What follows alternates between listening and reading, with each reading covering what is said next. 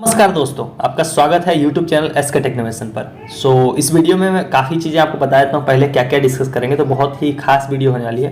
पहले तो 2 news article total आए हुए हैं छात्रवृत्ति से जुड़ी अपडेट्स हैं उनके अंदर, तो वो 2 कवर करेंगे। उसके अलावा IGRS पोर्टल के बारे में बात करेंगे, जन सुनवाई पोर्टल जिसके बारे में मैंने कल टेलीग्राम बताया था, उसके बारे में बात करेंगे। तीसरी चीज़ हो गई। उसके बाद पैसा किसका कब आएगा, ये अभी 2-3 दिन के अंदर कुछ लोगों का आएगा, कुछ लोगों का आ गया, तो वो सारी चीज़ें इस वीडियो के अंदर कवर होंगी। तो वीडियो पूरा ध्यान से देखना, आखिरी तक देखना, तभी आपको चीज़ें समझ में आएंगी जो भी मैं इस वीडियो के अंदर आपको बताऊंगा।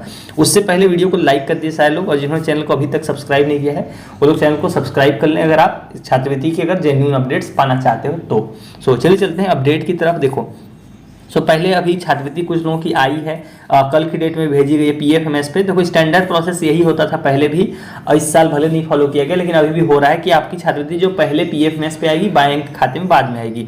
तो देखो, इनका देखो कमेंट आया है अभी 53 मिनट, 1 घंटे पहले वीडियो बनाने के, कि मेरा आ रहा है अभी CBS में अंडर प्रोसेसिंग में है। मैंने सितंबर में फॉर्म भरा था, बट कॉलेज से दिसंबर में फॉरवर्ड हुआ था। OBC PG केमिस्ट्री 9,710 रुपये। तो इनका कहना है कि इनका PFMS पे जो है कि छात्रवृत्ति 9,710 रुपये मतलब दिखाई दे रहा है अंडर प्रोसेसिंग है। अगर ये चीज आपकी दिख रही है अंडर प्रोसेसिंग है ऐसा करके कुछ भी PFMS पे, इसका मतलब कि 1-2 दिन के अंदर आपके खाते में छात्रवृत्ति आ जाएगी। एक और आपको दिखा दो, देखो मेरा B.Ed का स्कॉलरशिप 33,180 रुपये PFMS पर शो हो रहा है, बट PFMS स्टेटस पेंडिंग दिखा रहा है। मतलब इनका अभी भी देखो PFMS पे इनकी भी देखो छात्रवृत्ति का मतलब इतना दिखा रहा है पेंडिंग में। मतलब CBS पेंडिंग का मतलब है कि छात्रवृत्ति आपके खाते में 2-3 दिन के अंदर आ जाएगी। PFMS पे अगर छात्रवृत्ति दिखने लग गई है, अंडर प्रोसेसिंग लिखा है, तो आपको मतलब आपकी छात्रवृत्ति 2-3 दिन के अंदर रिसीव हो जाएगी। तो फटाफट से पहले सारे लोग वीडियो को यहीं रोको और PFMS पर अपनी अपनी छात्रवृत्ति चेक करो, शायद आ गई हो। तो चलिए हम लोग वो देख लेते हैं। उसके बाद अभी हम लोग काफ़ी चीज़ें इस वीडियो के अंदर अभी हम लोग कवर करेंगे। तो देखो, PFMS पे छात्रवृत्ति चेक करने के लिए सिंपल अपने मोबाइल फोन में गूगल सर्च करना है upscholarship.org, जो वेबसाइट आप मेरी स्क्रीन पर देख पा रहे हो। आपको इसको सर्च कर लेना है। फिर आपको यहाँ पर देखो एक रेड कलर में ऑप्शन दिखाई देगा UP स्कॉलरशिप स्टेटस 2022-23। यहाँ पे इसको आपको ओपन कर लेना है। इसका जब आप इसको ओपन करोगे, आपको नीचे स्लाइड डाउन करना है, जैसे हमको PFMS पे अपनी छात्रवृत्ति देखनी आई है या नहीं है, तो उसके लिए यहाँ पर आपको लिंक मिल जाएगी। सीधे इसी लिंक से आप मतलब डायरेक्ट अपनी छात्रवृत्ति का मतलब देख सकते हो सारा चीज़। जैसे यहाँ पर आप देखोगे तो यहाँ पे स्टेटस और ये सारी चीज़ें तो आपको दिखाई दे रही है। स्टेटस चेक करना हो गया, ये सारी चीज़ें। तो हमको देखना है PFMS पे। देखो यहाँ पे आपको PFMS का ऑप्शन दिखाई दे देगा, आपको बस इसको ओपन कर लेना है और यहाँ पे आपको अपनी बैंक की डिटेल डाल के OTP डाल के वो सारी चीज़ें कर लेनी है। अगर यहाँ पे आ रहा होगा CBS अंडर प्रोसेसिंग ऐसा करके और डेट में लिखा होगा कुछ 0101 ऐसे करके, मतलब 1-1 करके आपकी डेट लिखी होगी, गलत डेट लिखी होगी, तो इसका मतलब आपकी छात्रवृत्ति 2-3 दिन के अंदर, ज़्यादा से ज़्यादा 2 दिन के अंदर आपके खाते में जो है कि क्रेडिट कर दी जाएगी। तो ये चीज़ आप लोग फटाफट सारे लोग चेक कर लीजिए। कल की डेट में मतलब कुछ लोगों की भेजी गई है, तो आप भी हो सकता है उस लकी लोगों में हो। अब चलते हैं मेन वीडियो की तरफ हम लोग। तो छात्रवृत्ति का तो आपने देख लिया कि किसकी किसकी आ रही है और आ गई, तो आप PFMS पे चेक कर लेना। फिर कमेंट करके जरूर बताना आपका क्या दिखा रहा है PFMS पे। उसके अलावा देखिए, एक प्रयागराज से अपडेट आ रही है, न्यूज़ आ रही है कि छात्रवृत्ति के लिए 1.5 घंटे हंगामा बेसिकली इलाहाबाद विश्वविद्यालय ने किया गया है। उन्होंने काफ़ी छात्रों का, करीब यहाँ पर देखिए कितने लोगों का 1.5 घंटे तक इन्होंने प्रदर्शन किया। करीब 9,000 शायद मेरे हिसाब से 9,000 ऐसे छात्र हैं जिनका मतलब इन्होंने क्या किया है, DW को फॉरवर्ड ही नहीं किया। मतलब आपको पता होगा कि आपने फॉर्म भरा, उसके बाद विश्वविद्यालय से उसको फॉरवर्ड करवाना था, लेकिन इन्होंने फॉरवर्ड नहीं किया। तो कल 1.5 घंटे तक जो है कि नारेबाजी चली और इन्होंने 1 हफ्ते का छात्र ग्रुप जो है उन्होंने समय दिया है कि भाई करा दो। अब पता नहीं ये लोग कैसे कराएंगे, क्योंकि डेट वेट आपको पता है इन सब चीज़ों की ऑलरेडी बीत चुकी है। अब देखते हैं ये लोग करा पाते हैं या नहीं करा पाते, लोग को दोबारा फॉरवर्ड और ये सारी चीज़ें, दबाव तो इन्होंने बना दिया है, देखते हैं। ये न्यूज़ हो गई। उसके अलावा एक अपडेट है ये वाली, देखिए जिला पिछड़ा विभाग कल्याण अधिकारी शामली से ये अपडेट आपको देखने को मिल रही है। बेसिकली है क्या, IGRS पोर्टल के बारे में। IGRS मतलब क्या, ऑनलाइन शिकायत दर्ज करा सकते हो। तो एक छात्र ने अपनी शिकायत दर्ज कराई, तो देखो उनका रिप्लाई क्या आया उसको हम लोग पढ़ते हैं। इसमें आपको भी मतलब हेल्प हो जाएगी, इसमें काफ़ी चीज़ें समझ में आएगी। देखो, इन्होंने मतलब किया था कि छात्रवृत्ति की धनराशि दिलाए जाने के संबंध में। तो इन्होंने कहा, इनका रिप्लाई है, उक्त के क्रम में अवगत कराना है कि आप द्वारा वित्तीय वर्ष 2022-23 में छात्रवृत्ति प्राप्ति हेतु ऑनलाइन आवेदन किया गया है, जिसका रजिस्ट्रेशन इतना है, जिसका मुख्यालय द्वारा अपने स्तर पर ऑनलाइन निरीक्षण करने के उपरांत डेटा में सस्पेक्ट डेटा में सम्मिलित कर दिया गया है। इनका मतलब जो है कि सस्पेक्ट वाला डेटा है इनका, मतलब मेरे हिसाब से कुछ या तो UP बोर्ड ICSE बोर्ड होगा या फिर इनरोलमेंट रोल नंबर ऐसा कुछ होगा। तो इनका ये लोग बता रहे हैं कि आपका जो है कि पहले NIC से मिलान करने के बाद आपको सस्पेक्ट में डाल दिया गया, सम्मिलित कर दिया गया, जो कि शीघ्र जनपद को सस्पेक्ट डेटा में सम्मिलित करते हुए अधो हस्ताक्षरी कार्यालय को उपलब्ध कराए जाने के उपरांत अधो हस्ताक्षरी कार्यालय द्वारा अपनी संबंधित शिक्षण संस्था को शुद्ध कराने हेतु उपलब्ध कराया जाएगा। देखो इन्होंने क्या बोला, कराया जाएगा। ये बोल क्या रहे हैं देखो, आप समझो कि आपका जो डेटा है वो सस्पेक्ट डेटा है, तो एनआईसी ने इसको छांट के सस्पेक्ट में कर दिया। उसके बाद इस सस्पेक्ट डेटा को ये लोग बोल रहे हैं कि डीडब्ल्यू को वापस करेंगे, जिसकी डेट ऑलरेडी बीत चुकी है। इसकी डेट थी जो है कि 16 फरवरी, तो इसका मतलब अभी भी डेटा डीडब्ल्यू के पास नहीं पहुंचा है। डीडब्ल्यू वाले सही कह रहे हैं, इससे तो यही पता चल रहा है। तो ये लोग बोल रहे हैं कि जिसका भी सस्पेक्ट डेटा है उन सभी को मतलब ये लोग फॉरवर्ड करेंगे डीडब्ल्यू, फिर डीडब्ल्यू उसको क्या करेगा, शिक्षण संस्था को शुद्ध कराने हेतु उपलब्ध कराया जाएगा। मतलब कि कॉलेज को आपके देगा सस्पेक्ट डेटा। उसके बाद आपको कुछ मतलब डॉक्यूमेंट या जो भी आपका कॉलेज मांगेगा वो आपको देना पड़ेगा।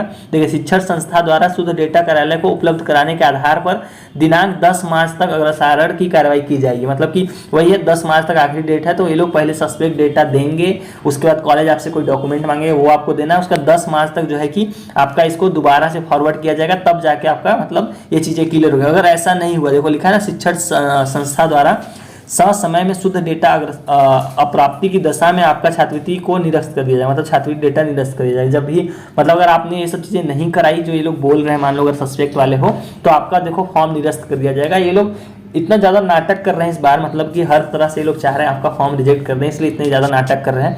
अब आज हो गई है 23 तारीख, नहीं आज 22 तारीख हो गई, लेकिन अभी भी आपको देखोगे तो सस्पेक्ट डेटा अगर इनको देना था तब तक दे देना चाहिए, क्योंकि 10 मार्च ज़्यादा दूर तो है नहीं, पर इन्होंने अभी तक दिया नहीं। अब देखो सस्पेक्ट का क्या करते हैं या कैसे लिस्ट देंगे, तो यहाँ से तो यही समझ में आ रहा है। सो ये चीज़ हो गई। अब ये एक और न्यूज़ देख लेते हैं। ये देखो, ये भी बहुत खास न्यूज़ है, इसको आप लोग ध्यान से देखो।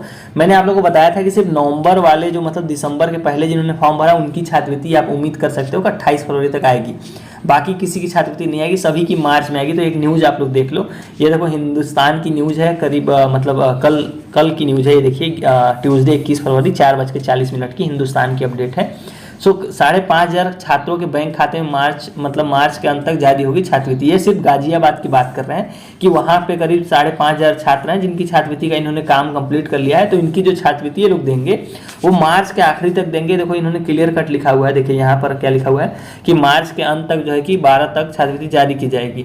12 तक यहाँ मुझे लग रहा है ये 9, 10, 11, 12 की बात कर रहे हैं, बस दसमोत्तर की नहीं बात कर रहे हैं। इन्होंने देखिए पूरा कार्य करके शासन की वेबसाइट पर फॉर्म अपलोड कर दिए। बेसिकली करना क्या होता है, डीडब्ल्यू को वेरीफाई करके दोबारा से एनआईसी को देना होता है और एनआईसी से पैसे मांगने होते हैं कि भाई इतने इतने छात्र हैं, इनका ये वेरीफाई हो गया है। तो इन्होंने आवेदन की अंतिम तिथि वही चीज़ लिखी हुई। जनपद में दसमोत्तर छात्रवृत्ति के लिए 3,361 छात्र छात्राओं ने आवेदन किया है। वहीं पूर्व दसम छात्रवृत्ति के लिए 2,000 इतना छात्रों ने, चल कुल 5,513। अच्छा, ये टोटल लिखा हुआ है कि पूर्व दसम 9, 10, 11, 12 मतलब पूरे लोगों का ये 5,000 करीब में गाजियाबाद का है, तो उनके लिए आवेदन किया गया है। तो इन्होंने 12 यहाँ से हो सकता है गलती से लिख दिया होगा, ये इसका कोई मतलब नहीं बनता है यहाँ पे। तो इन्होंने बोला कि मार्च जो है कि आखिरी तक छात्रवृत्ति देंगे। क्लियर कट देखे लिखा हुआ है कि जिला समाचार अधिकारी ने अमरजीत सिंह ने बताया कि जनवरी तक सभी प्रक्रिया पूरी कर ली गई थी। छात्रवृत्ति सीधे छात्रों के बैंक खाते में पहुंचेगी। अगर उपस्थिति कम होने के कारण कोई छात्र छात्रवृत्ति से वंचित रहता है तो इसकी जिम्मेदारी संबंधित शिक्षण संस्थान से। वही कि अगर आपका अटेंडेंस 75% से कम रह जाता है तो आपको छात्रवृत्ति नहीं मिलेगी, आपका फॉर्म रिजेक्ट कर दिया जाएगा। देखो यहाँ पर लिख भी दिया इन्होंने कि 75% से कम जिसको उपस्थिति मतलब रहेगी, अटेंडेंस रहेगी, उनको नहीं दिया जाएगा। तो ये चीज़ें आपको ध्यान लेनी है। तो मार्च आखिरी तक देखो इन्होंने क्लियर कट समाज कल्याण अधिकारी ने बता दिया। तो देखो मार्च आखिरी तक ज़्यादातर छात्रवृत्ति जो 60% लोगों की होगी उसी में आएगी। अभी जो आप देखते हो कुछ लोगों की आती रहेगी, जैसे पीएफ में अभी आपने 1-2 लोगों का देखा, तो ऐसे छात्रवृत्ति अभी 28 तक मतलब कुछ लोगों की छात्रवृत्ति जो नवंबर के या सितंबर अक्टूबर वाले हैं उनकी भेजी जाएगी। बाकी जो दिसंबर करेक्शन और सस्पेक्ट वाले हैं सभी की मार्च में भेजी जाएगी बल्क में। अभी मैंने कल आपको टेलीग्राम पे लिंक दी थी, अगर आपको पता होगा, जन सुनवाई पोर्टल की लिंक, जो आपने शिकायत अभी आपने ये रिप्लाई देखा एक छात्र का जो मैं पढ़ रहा था, तो ये समाज कल्याण की तरफ से रिप्लाई आया है। ये रिप्लाई कैसे आया, ये इन्होंने शिकायत वही दर्ज कराया IGRS पोर्टल पे, उसी का रिप्लाई आया। तो ये मैंने आप सभी को बोला था कि जिनके भी फॉर्म में कोई भी दिक्कत हो यहाँ पे आप लोग शिकायत दर्ज कराओ। ये उत्तर प्रदेश सरकार की मतलब फ्री सेवा है। इस लिंक को आप टेलीग्राम चैनल पर मिल जाएगी आपको, वहाँ से जाके शिकायत दर्ज करा लो। सारे लोग कराओ, इसमें कुछ ऐसा नहीं है, फ्री ऑफ कॉस्ट है। यहाँ से एटलीस्ट आपके स्टेटस संबंधित आपको कोई रिप्लाई मिलेगा जो मतलब उधर से आएगा समाज कल्याण की तरफ से, तो आपको एक आइडिया लग जाएगा कि हाँ मुझे करना क्या है, तो आपको एक चीज़ पता चल जाएगी। तो ये सारी लिंक से आप लोग सारे लोग मतलब जन सुनवाई पोर्टल इस पर आप लोग करो। अब मैं 3 दिन के अंदर जो छात्रवृत्ति आने वाली बात आप थंबनेल में देख रहे हो वो भी ध्यान से देख लो कहाँ से बोल रहा हूँ। तो ये जो आप देख रहे हो ये सर्कुलर है, आपको पता होगा कि नवंबर से पहले जिन्होंने फॉर्म भरा था, मतलब जिन्होंने 7 नवंबर तक भरा था उनके लिए एप्लीकेबल होता है। तो देखो इसमें लिखा क्या 18 नंबर पॉइंट पे कि डीडब्ल्यू अधिकारी के द्वारा डिजिटल सिग्नेचर से लॉग डेटा के आधार पर एनआईसी से राज्य इकाई से मांग सूचित करना, मतलब पैसा मांगना उनसे कि इतने इतने छात्रों का हमने वेरीफाई किया है। ये काम करना था 21 फरवरी तक, जो कि कल आपको पता है बीत गया। तो 24 फरवरी तक देखिए इनको क्या करना है, पैसे भेजने हैं। देखो लिखा है ना, जनपदीय स्तरीय विभागीय अधिकारी के डिजिटल सिग्नेचर से लॉग डेटा के आधार पर कोषागार के ई पेमेंट के तहत पीएफएमएस प्रणाली के माध्यम से छात्र छात्राओं के आधार लिंक बैंक खातों में धनराशि भेजी जाना। तो ये 24 फरवरी तक चलेगी। तो आज कितनी तारीख हुई, 22 तारीख, मतलब 22, 23 और 24 इन 3 दिनों के अंदर अंदर जिन्होंने दिसंबर के पहले फॉर्म भरा है उनकी छात्रवृत्ति आ सकती है। इस सर्कुलर में आप लोग ये चीज़ क्लियर कट लिख सकते हो। और कुछ लोगों के आपने कमेंट में भी देखा कि हैं ऐसे लोग जिनकी मतलब पीएफएमएस पे छात्रवृत्ति अंडर प्रोसेसिंग दिखने लग गई है। तो आप लोग भी चेक कर लो, बस इन 3 दिनों के अंदर अंदर कुछ लोगों की आएगी। बल्क में जो छात्रवृत्ति आएगी वो मार्च में आएगी, मैं वाइल्ड क्लेम कर रहा हूँ, मतलब ये मार्च में, या ज़्यादातर लोगों की छात्रवृत्ति मार्च में आएगी। ये बात मैं आपको कितनी वीडियोज़ में ऑलरेडी बता चुका हूँ। अब आपको एक दो स्टेटस संबंधी कुछ चीज़ें आपको दिखा देता हूँ। देखो इनका स्टेटस है 1597 नंबर और वेरीफाइड बाई बैंक, सब कुछ सही है इनका। और ये सितंबर का फॉर्म भरा हुआ है, तो इनकी छात्रवृत्ति इन 3 दिनों के अंदर अंदर भेजी जाएगी। अब यहाँ पे आपको दिखाई दे रहा है UID never enable for DBT, तो एनपीसीआई मैपिंग अगर नहीं हुई तो छात्रवृत्ति नहीं आएगी, अगर हुई तो आ जाएगी। अब इन्हीं छात्र का एक और स्टेटस आपको पिछले साल का दिखाता हूँ। क्लास 11 देखो इनका है, इन्हीं सेम स्टूडेंट का ये मतलब स्टेटस है, जिनका ये वाला स्टेटस है। इनका ये इस साल का स्टेटस है जब ये क्लास 12th में, और ये पिछले साल का है, तो इन्होंने ये शेयर किया था। So UID never enable for DBT इन्होंने, इनका पिछली बार भी था, और लेकिन इनकी छात्रवृत्ति देखो इनकी आ गई थी, स्कॉलरशिप ऑफ इतना इतना आ गई थी। जबकि आप यहाँ पे देखो UID never enable for DBT. अब मैं ये बात आपको क्यों दिखा रहा हूँ, क्योंकि आप लोग में से बहुत लोग हैं जिनका ये चीज़ दिख रहा है और उन्होंने एनपीसीआई मैपिंग भी करा लिया, और फिर मेरे से पूछते हैं कि सर 2 महीने हो गए वो चेंज नहीं हो रहा है। जबकि मैं ये बात बता चुका हूँ कि आपका यहाँ पे स्टेटस चेंज नहीं भी होगा तो भी कोई दिक्कत नहीं होगी। इंपॉर्टेंट है आपके खाते में एनपीसीआई मैपिंग होनी चाहिए। तो इनकी छात्रवृत्ति क्यों आई वो मैं आपको बता देता हूँ। पहले देखो इनके पास होगा एक से ज़्यादा खाता, मान लो आपके पास 2 खाते हैं, और आपने जो बैंक खाता स्कॉलरशिप फॉर्म में दिया है उसमें जो है कि एनपीसीआई मैपिंग नहीं हुई है, तो आपका ये चीज़ लिख के आ रहा होगा। आपके दूसरे खाते में मान लो आपने चेक किया उसमें एनपीसीआई मैपिंग हो गई है, तो इस स्टेटस के होने के बावजूद जो है कि आपके खाते में छात्रवृत्ति भेज दी जाएगी वो दूसरे वाले खाते में जिसमें एनपीसीआई मैपिंग हुई है। तो इनके साथ भी पिछले साल भी यही सेम चीज़ हुई थी, इस वजह से ये चीज़ इनका दिख रहा है कि पैसा भेज दिया गया, जबकि यूआईडी नेवर इनेबल दिख रहा है। तो या तो उस वाले खाते में एनपीसीआई मैपिंग हुई या दूसरे में हुई होगी, इस वजह से पैसा आया। तो ये चीज़ आप लोग जान लो कि जिनका भी ये दिक्कत आ रही है उससे प्रॉब्लम नहीं है, एनपीसीआई मैपिंग बस करा के रख लो। अब जो यूपी बोर्ड आईसीएसई बोर्ड ये वाला सस्पेक्ट वाला है, तो सभी की छात्रवृत्ति मार्च के आखिरी तक आएगी। अभी आपने न्यूज़ भी देख लिया वो चीज़, उससे भी कंफर्म होती है। और सर्कुलर में जो लिखा हुआ है 15 से लेकर 20 मार्च ही लिखा हुआ है। अब देखो इनका दिसंबर का फॉर्म है, तो ये भी कम चांस है, फरवरी में 28 तक देख लेंगे, लेकिन कम चांस है। मार्च में छात्रवृत्ति ज़्यादातर भेजी जाएगी। अब ये भी सेम है, यूआईडी डिसेबल हो गया।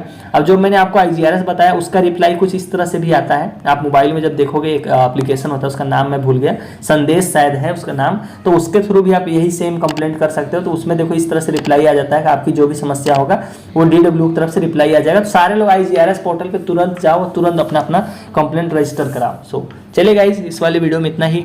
उम्मीद करता हूँ वीडियो आपको इन्फॉर्मेटिव लगी हो, बड़ी तो हो गई है। तो वीडियो को लाइक करके जाना। Thank you for watching.